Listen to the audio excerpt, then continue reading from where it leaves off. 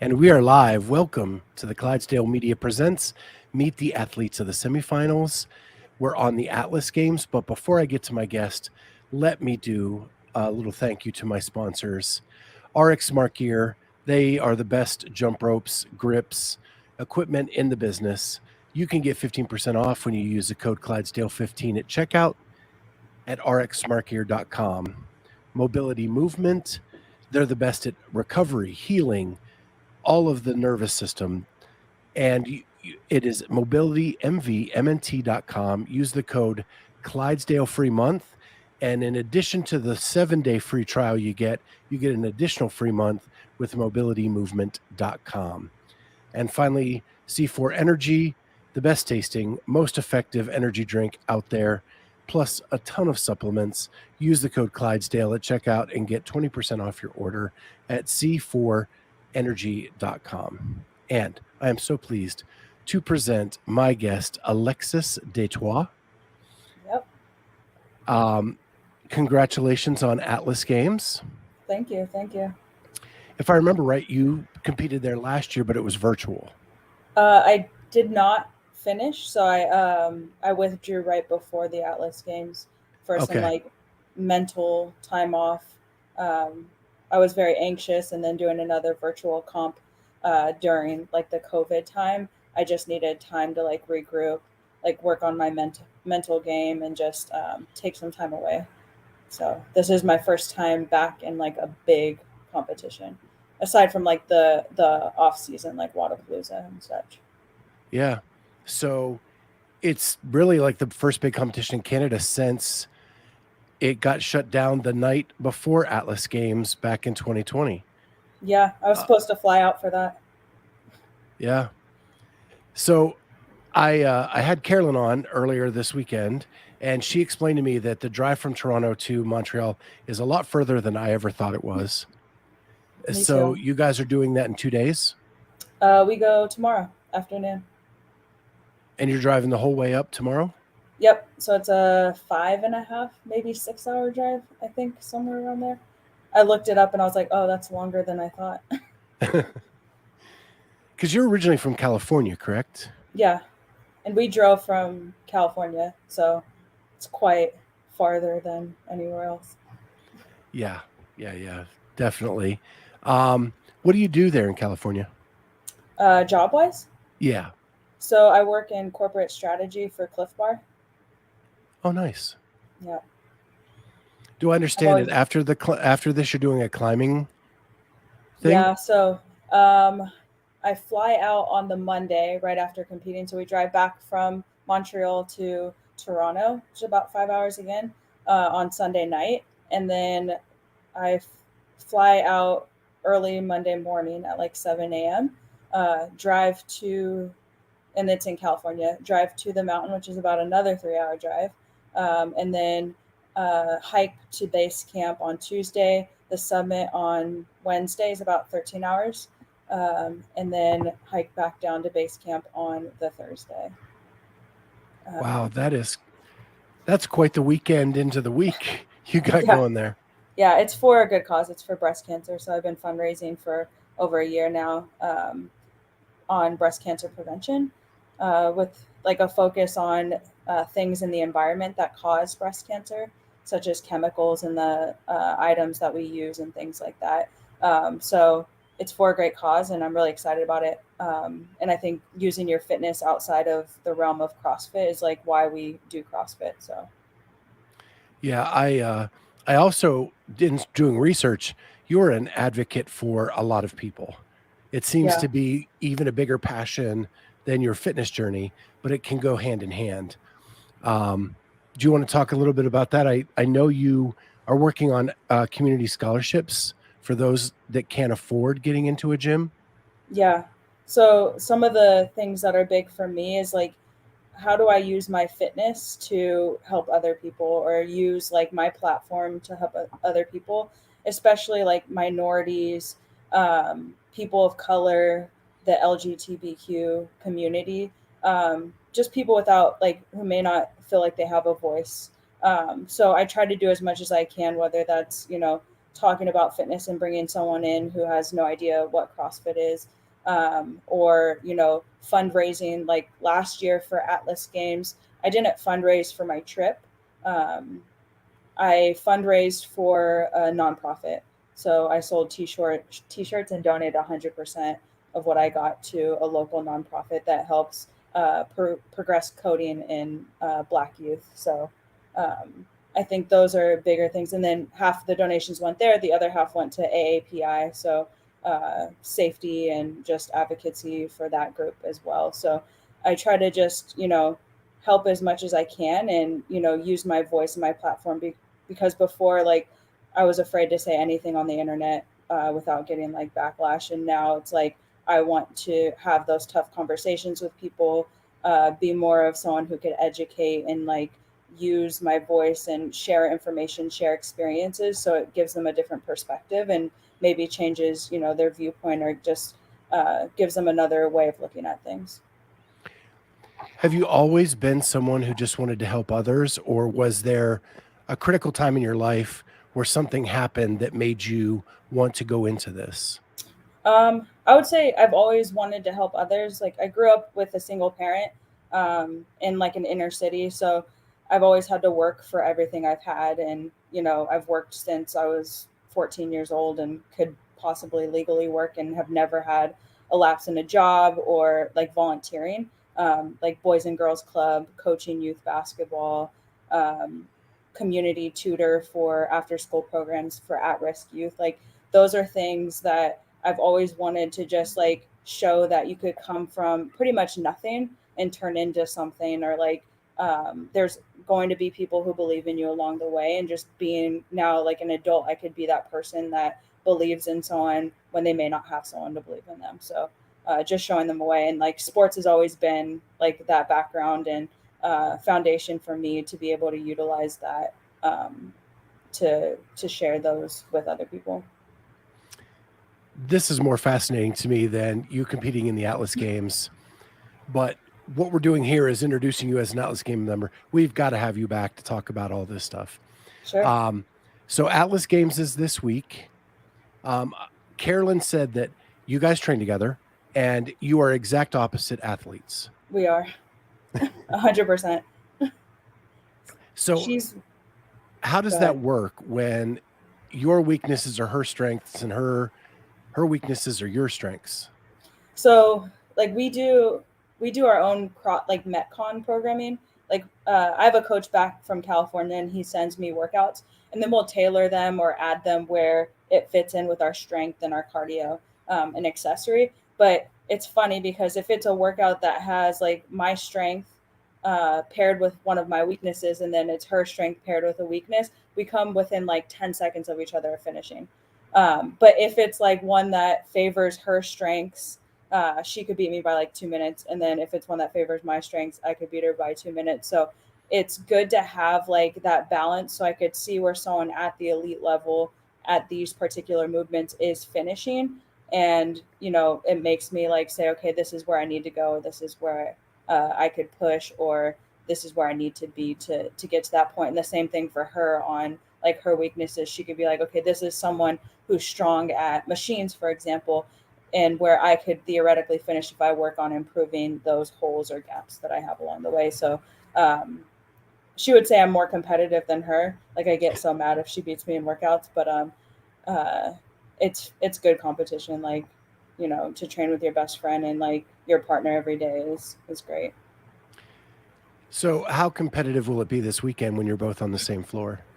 It will be pretty fun. We're actually staying in different Airbnbs Oh, no for way. the weekend. We'll be there like to support each other, and she'll be over and like things like that. But just because like I'm very anxious and I don't want to talk about certain things like during competition, it gives me time to like be in the right headspace and like get back to a better spot with training to reduce like my anxiety. But still be there to support each other, like you know all throughout the weekend and at the competition. But I think for us, it's like having someone that you could talk about strategy with, or where she could say, hey, this is where you could push a little bit more, or this is like, I'll be in an earlier heat. obviously at the beginning of the weekend than her. So I could say this is where I found was like the most difficult part of that workout, especially being on the floor, or here's something you could look out for and it could help her in the later heat. Yeah. And then hopefully you're in the same heat by Saturday morning, right? That would be the goal. Yeah. My favorite day is day 3. So um, I wish that part of the weekend was earlier, and then I could showcase those pieces. So Yeah. Atlas kind of held out on you guys. All the other competitions had all of their workouts out before the weekend so people could kind of like run a mock weekend. They didn't let you do that. no, Carolyn tested all of the workouts. I tested most of them. I think there was one that I did not test, um, just because I felt okay like going into it. And I practiced the movements, but yeah, they were a little bit late, so I'm still feeling the GHD workout that I did this weekend. So I'm hoping that my core feels a bit better for the weekend. Yeah, they seem to have a lot of midline in the early releases. Um, what do you think of the overall programming? Um, for me, it's about like showing that I've improved on some of my deficiencies over the year, um, especially in the gymnastics. So I think like a lot of the workouts are heavy gymnastics based, or like that is the crux of the workout. So the first one has the parallel handstand push-ups, not so much focused on the skier, and the lunge is just grunt and getting through it, but it's all on those parallettes. Second workout, I would say primarily the toes to bar and how you could push there. And then you have high volume ring muscle ups the next day. And then I would say the last one, which is my favorite that they released, the chipper, is more of like the grinding workout. But again, your core is taxed from the start of the weekend and you're a little bit more tired going into day 3. But my goal is to show that I've improved on those gymnastics movements and high volume gymnastics at that. So I wish there was a lot more machines and barbell and things like that in the weekend, though, running. I have a different kind of question for you. I interviewed Jack Farlow this morning, and he trains with Emma Lawson, and he was explaining that she is so good at like handstand push-ups that he thought he was terrible. And then come to find out, he finished like 12th in North America in the handstand push-up workout because she's just so good. He didn't realize how far he'd come. Does that ever happen with you guys? Yeah, yeah, I would say like, especially training with Carolyn, like she's really good at ring muscle ups, for example, and I'm like, oh gosh, like I'm far behind. But then like when you go to compete and or even when we went to Wadapalooza, for example, and there was like a big chunk of ring muscle ups in one of our workouts, and I went into it like I'm not that good, like don't put me on the ring muscle ups. And then we get in, and I was like, oh, I'm actually not that bad, like. Um, it's just I train with someone who's really good. So it gives you a bit more perspective and like could push you in practice, right? Like you're pushing your threshold, pushing your capabilities, and then you go out there and you're like, okay, I've just been training with someone who's that great at that movement, who's making me better at that movement in the process. So Yeah. So you guys do your own programming. Do you feel confident going into this weekend? I do. So we've been doing quite a bit of what is programmed, like a lot of the movements. Atlas game actually like had like a beta programming that they've been releasing for a while, which had like sample workouts in there. So we would test some of those pairings and combinations, and put those within our programming. So I did think that was good. It was tough getting the workouts late, but like your fitness isn't going to change in a week. So it's more about like the foundation and baseline that you've trained leading up to that point. And we've been pretty good at barbell. We get our barbell strength from Cal Strength, which is one of the high weightlifting programs, and then our conditioning from Rob Carson, who also does the underdogs conditioning. So good combination of those there. But like I said, I wish there was more machines this weekend and barbell. And for our listeners, if they don't know, you're like an OG CrossFitter. You've done regional since 2015, Yeah, I've been around the block for a while. and you have narrowly missed the games so many times. It has been very close. We missed by one spot one year, I think 2 spots the other year. The last year of regionals, most of the team had retired. And so we had like a couple newer guys on the team. So we were a little farther out. But yeah, the first couple years of regionals, it was like 1 to 2 spots. So it's always been like there. It's like dangling the carrot in front of the rabbit without actually hitting the carrot. So what would it mean for you to punch your ticket to the games this weekend? That would be great. I believe like I'm rooting for Carolyn probably more than I root for myself.